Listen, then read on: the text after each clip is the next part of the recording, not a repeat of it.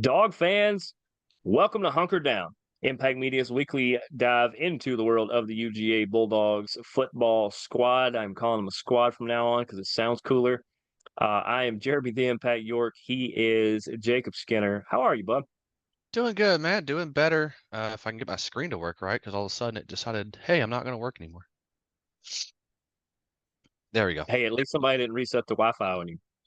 That's true. That happens sometimes, guys. Just random, like rolling blackouts, and like sometimes your Wi-Fi just reboots itself. It's crazy.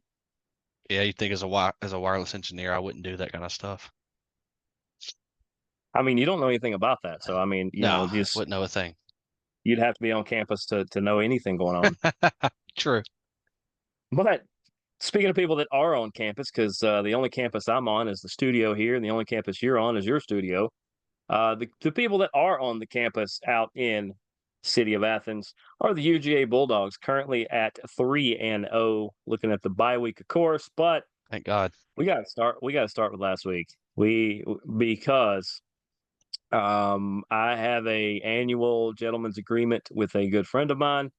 I believe I am 1-4 overall in this agreement. And the last 3 years, he has called his shot, which is fine. Uh, but I was keeping up with this game a good bit. And when it got really down to the wire, I'd say the last 10 minutes or so, really the last quarter, I know he was sweating it out. And I really Hmm. thought that I was going to get to celebrate early this year. Yeah, But a lot of people were sweating. I won't lie. I was yeah, not sweating. I was sitting in a hot tub in Texas in that wonderful dry heat and literally looked at someone and said, hey, what's the score? And they told me when it was 2 minutes left, and I went, I had my dad say, "Don't even turn the game on." I said, "I won't. I'm on vacation." So I didn't stress. I was like, "What can I do?" exactly. And then I didn't watch it live either. That's why I tuned in late. But then we went back and watched some of the things that happened in this, and Hmm. and It was here's ugly. how I think. But I say here's how I think it played out. I do think because I think you're going to say this, and I'm going to agree to an extent. Georgia's still very vanilla in a lot of things they're doing. They are trying to spread it out and feel some people out. They're playing almost different running backs and receivers almost every game in different positions, kind of featuring a new back every time. So you don't really know which one you're going to get. We had Frazier break out one week, and this week it's somebody else. And I like how he's changing it up to where you never know kind of which. Yeah. It's kind of like Indiana Jones. You run through a room and you're not sure which hole in the wall is going to shoot a spear at you, but one of them's going to. Yeah, this week was more for the running backs. This was more Frazier. He was held out the first half. He got in a little trouble with the curfew, probably being in Athens. He was driving under the speed limit. So he got a little, but nonetheless, I mean, that's why you didn't see him. It doesn't help that the offensive line just wasn't doing their job. Um, Right. they didn't do their job. Carson, I kind of have a list here, so I'll kind of go through it. Interrupt me as you want to, just because I went and watched the clips today, and I gotta say, like watching it, I saw some stuff on offense. I saw most of the offense I wasn't happy with. Defense, I'll start there. Let's just go ahead and start with the good stuff. Georgia can get to the quarterback any play that they want to. Jalen Walker Mm-hmm. is a beast. Send him every play. He is to me, he is the best rushing linebacker Georgia's had for getting blitz since Jarvis Jones. The only difference with Jalen is not great at doing other tasks. Like he doesn't set the edge like Chaz Chambliss, who had a good Right. game. He sets the edge. He knows what he's doing now. He's finally turned that corner. And He's a starter yeah, because we need him to be, but he's turned the corner. So good on him. yeah. But The last couple of weeks, he actually, shout out Chaz Chambliss for real. The last couple of weeks, like, yeah, dude, you are showing out, and this is what we he's thought you playing could always solid be. football. It's what we've Yeah. been wanting from him. But Georgia has to get the tackling better. They've missed the most tackles the past 2 weeks, more than they ever have. It's something that Georgia, every team goes through, and they got to figure it out. And I know Kirby, he's on them. He's going to figure it out. So I'm not going to stress it. But when they play Bama in 2 weeks, if that's still happening, it's going to be a long season. It means that our guys are something's going on mentally, or they're just something happening. All right, let Um, me stop you there because I agree that their defense is playing very well, but yeah, they sometimes they try to tackle a ball carrier like the way security tries to stop a streaker. It looks awful. It's like they can't touch it them for some does. reason. Yeah, that's a good way to put it. I mean, it's bad. It's bad. They got to do better, and it's not freshmen because the freshmen are No. looking like freshmen, like KJ Bolden made a missed tackle, but the next play he made up for it, or Hmm. stuff like that. Yep. The problem is it's seniors and juniors and seniors who know how to do this job. They've done it before. So Georgia's, Yep. I think Georgia Kirby had said before the game, and I texted you this during the game. Because my dad texted me. He said Kirby said that the energy was low or whatever it was. He said it was calm in the locker room. When Kirby comes out and tells you before the game energy was calm, you know you're Ooh. about to be in for a long Georgia game. Why? Because the Yep. Dogs are not ready. Not that they're not ready. They are prepared. Some of the best teams. They don't have the Mark Richt problem anymore. So forget that, Georgia fans. You don't have that issue. The issue Nope. you've got is the players get complacent. Why? They've won every regular season game. Where Georgia is creeping up on the Oklahoma record for most consecutive wins because the playoffs don't count. The bowl game doesn't Right. count. It's only regular season toward that record. I kind of disagree with that a little bit, but nonetheless, they still are closing in on that record. Right. So complacency happens. They don't have a vocal leader. They've got to find the vocal leaders. Georgia has to find them. And I think I'm hoping this week wakes those people up and those people start talking, start chirping. Malachi Starks, CJ Allen, Jalen Walker. Um, I mean, who else am I thinking? I'm thinking of our, Chaz needs to do it. Like he needs to step up. Any one of those, Yeah. like we have a ton of guys that are there that have to step up. But other than that, Georgia, like you said, defense looked great. Um, looking at it, we had Brock Vandegrift, former Georgia quarterback. He was within getting sacked multiple times. He just would flip the ball out, or as bad, he just quickly flipped the ball out. So you can't help some of those, but we did whiff on a 1 or 2 sacks that clearly could have Yeah. changed the game in our favor. Oh, sure. The rushing, the rush, what's it? The run lanes, they got to do a little bit better on that. But I mean, look, you had one of the worst defensive games allowing the running backs to have a field day. But it still beats a day where running and passing's going. They at least shut down the passing. So Yeah. bend but don't break. You can live with giving up 4 field goals just about any game of the year as long as you don't give up too many touchdowns with it. So defense Yep. overall, I give them a B. I think they did good. I think there's a lot of good things to see. Like I watched it going. I see the issues, but I see a lot of promise, a lot of things that Kirby can coach up and clean up. These are the kind of games you'll find it. So I think they'll be okay. Yeah. I agree with that. And it's the problem is this was SEC play. And there's only a handful of teams outside the SEC that you can do this to as well. Hmm. If you let a team like Kentucky hang around long enough, they can find a way to beat you. And Hmm. they almost found a way to do it, but the Georgia defense actually had some great stands right there at the end on the Hmm. final drive and They just did. The shut them offense down. made a few plays that they needed to. Not Yep. completely, but they made some. Yeah. This is the kind of game that Georgia has had every year that's proven that this team they either learn who they are or what they need to become, or they fall apart. And so far, all 3 years, they've learned who they needed to become. Yeah. Granted, last year they still didn't learn quick enough for my taste, but I would rather have this game week 3, go Yeah. then have a bye week, and then we have the Bama game. I think we're okay. I wouldn't no. If this same team shows up at Bama, it's going to be a long season, and we will lose to Texas. We will lose to Ole Miss, and there's a chance we could also lose to Tennessee. Tennessee looks I good. hate to, and Tennessee looks good. Now, I'm not saying they are a one-trick pony offense, but they have a quarterback who's more accurate than they've had in years since probably Peyton Absolutely. Manning. But that's just what I'm saying. Like outside of that, get pressure, you'll be fine. So we'll see what else happens on those games. But you want to switch to offense, where I have some news for you. Oh, was this the stuff you're wanting to tease? Yes, this is the stuff I've been texting you about all day. Okay, I'm well, gonna save that. I want to take a guess first. Go for it. You are about to announce that Chaz Chambliss is going to start at RB1 this week. No, This actually, he week will will be the because week it's to start it. practice. Yeah, I was about to say this week will be the one to start it. yeah, exactly. So Anyway, go ahead. I'll go ahead and get on with a few things. I'm gonna save the big thing for a minute. Let's just save that. But um, Carson's not looking like a Heisman contender that week. What happened is this toward the end of the first half last week, Tennessee Tech, he started aiming the ball instead of just throwing it. Yep. The difference is he gets it on his head and he gets in there and he just gets a little jumbled. Oh, It's good. something he's had Yep. to work through. He's gotten better, but now we need to have that Stetson Bennett dog. He's got to be able to say, screw this. I don't care what play calls happening, who you're putting in. I'm going to win this game because of me. So shut up, coach, and let me do my thing. I think having Bobo in his ear up until then, I think Bobo's giving too much info potentially, Probably. which I'll come to that in a Probably. second. But I think that's it. He just needs to, he's got the talent. Use the force, Luke. Just trust in yourself and throw the ball. Quit aiming. You know you can rip it. Just go out and prove it. Well, Um, does Carson maybe not want to be a Carolina Panther next year, and he's kind of dumbing his stats down a little bit? I don't think it's that. I literally just think it's just him. I think he's just in his own head right now, and I don't think it's just him getting in his head. Okay. The line was bad. They were so basically all of a sudden blitzes are coming through, missed assignments on running backs. It's going to Yep. happen. That kind of stuff kind of mess with him. We're actually Tate Ratledge is out for the next few weeks. Yes. That's a bad injury. So right now, yeah, but he's having the tightrope, so he could be back in 3 weeks. He could be back in 6 or longer. Who knows?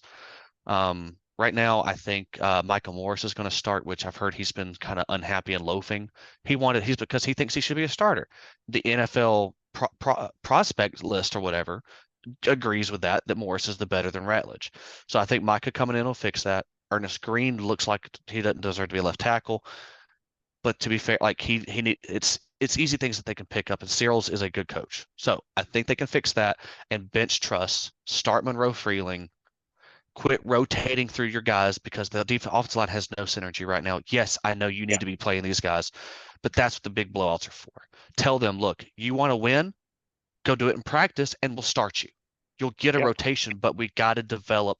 We got to have the offensive line be able to go and all shift at one time and to know to shift the other way when they need to without even talking. They have to feel it. They don't have that. We've had this issue before with us trying to rotate too much. We're trying to make too many people happy. Focus on the best five and go start them. I honestly think if we do those two things and swap that one guy around, I think that's the line you're looking for. I think they can Yeah. fix that. Um, Wide receivers, we need more separation, but that also comes up with something I'm going to say in a second. Like Dylan Bell's good, but don't put him out at the is it X? I think he's playing X position. Colby Young's playing the Z. I think that's what it is. But Okay. Think basically, so. Dylan Bell, put him in the backfield, let him be a running back, come out of the backfield with him. He is not someone who's going to sit there and create the separation. You have to manufacture that for him. He's good when he's got the ball in his hands. So get him the Yep. ball in other routes, toss sweeps, something else. Honestly, it was either going to be him or another receiver who transferred, CJ Smith, that was leaving this year. Or no, Yep. it was either Arian or him. We should have let Yeah. Arian go. Arian, I'm going to switch to him. Arian is a one-trick pony. Throw the ball deep, let him catch it. He'll have a drop, but he's not good on crossing routes. That's not his thing. He doesn't have great hands. He doesn't even He's do a punt gunner. return. He is a full speed. I can't cut, but I'm going to go fast as I can.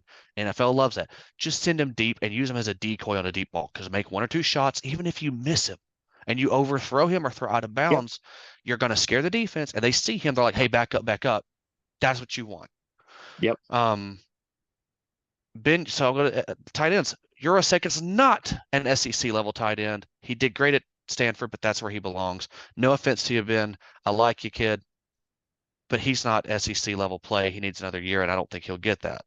So what needs to happen is you put him on other roles and use him as a decoy, but the whole time keep Lawson Lucky out there because Lucky is fast. And then you Yeah. flip flop Jaden Reddle, give him the ball because we've been hearing about him all spring and summer. The dude's different. The dude sounds like a Brock Bowers. He's bigger and he's just as fast, if not faster. He just has to have it up here like Brock Yep. does. So who knows if he has? But let him get a shot and let Delp out there and let him rotate between those three. You'll be fine. But but anyway, so the big thing is apparently there's been some issues in the locker room. Apparently, somebody was their best friend when he was an analyst. And now that he's the offensive coordinator, the real version of Mike Bobo's come back out, and his own players he's lost his players, is what I'm hearing. He is not their best friend anymore. And so, but the thing is, he's not backing up what he does. Okay. The players have lost faith, and he players who play under Munkin know what Munkin's capable of. Yep. Monken could read a defense. He could look at them and go, hey, if I do this and I do this, they're going to go do this. And he would run those plays and it might fail. Why did we get a big touchdown? Because those two had to fail because they were waiting on this play and it opened it up. He also, Bobo's not doing that. He's not, as they say, he doesn't get in his bag. Players also know they should be scoring. They're not because Bobo's calling these little hitch routes. Don't run a hitch route with Dom Lovett, who's your best player. Dom Lovett, get him the ball on a crossing route across the middle because that's where Carson's great is across the middle. You're not letting He Carson is. be Carson. You're literally forcing Carson to throw outs. Stop throwing that. Let your guys play and go do something. He doesn't utilize his playmakers. I mean, it's just, and also here's my favorite one that I've heard so far. This is beautiful. The practice that we have, keep hearing Georgia has great practices and lights up the defense all game, all practice long. Bobo doesn't call the same offense in practice as he does in the game. He changes the playbook up. He gets scared. Or he thinks he has to be safe. And apparently it's not a Kirby thing. Kirby called Bobo out in the press conference. I forget the exact line, but he made a reference to Bobo in that saying we got to coach him or put him in better position or something to that effect. I didn't look it up. But essentially that's Bobo is under the gun now. Last year it's been 16 games and we are seeing average football from an offense that should be light putting 50 on the board every week. Oh yeah. Too much talent. If Georgia comes out flat against Bama, Bobo's done. He will not get fired midseason, but Kirby will be making phone calls at the end of the year. Some people I know, I even put a note in here, call Buster Faulkner, the coordinator from Tech, because he was an analyst at Georgia. I don't know that he would be a great fit. And the reason I say that is if Kirby thought he was the guy, he would have gone with him to begin with. Bobo's a great Exactly. recruiter. So, but you got to find somebody and you need to find someone who's a better quarterback coach or go hire an analyst to be a quarterback coach. Because right now the biggest problem that Georgia has is some regression at the quarterback level.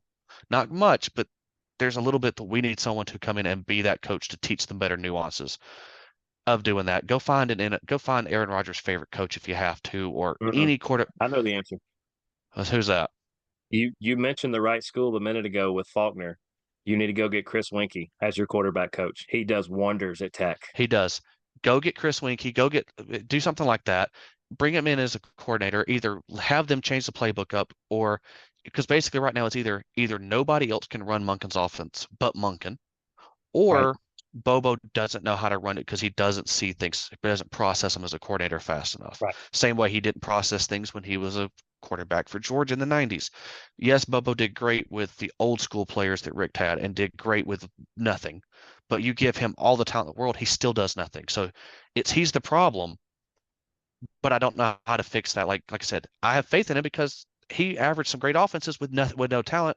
But now that we're giving him the talent, he doesn't know what to do with it.